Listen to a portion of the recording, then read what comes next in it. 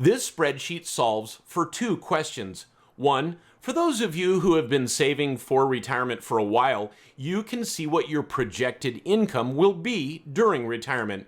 You can change anything in yellow.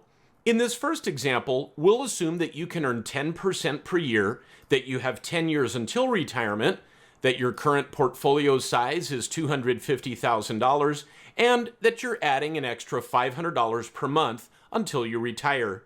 You can see that in 10 years, your portfolio has grown to just over $780,000.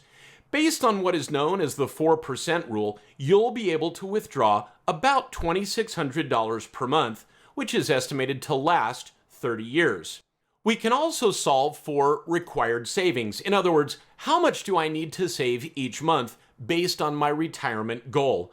Again, we'll say that you can earn 10% per year, but now we'll say you have 20 years until retirement and you're just getting started. So your current portfolio size is 0.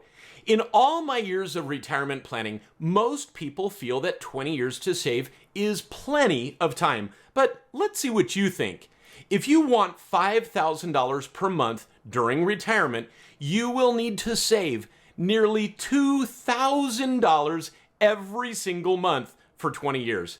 Because most people are not in a position to save that much money every month, most people choose to delay their retirement.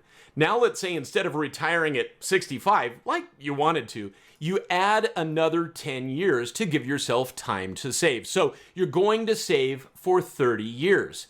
How much do you need to save each month now? You still need to save over $650 every single month, and now for 30 years. Is it any wonder 95% of Americans will not be able to retire comfortably?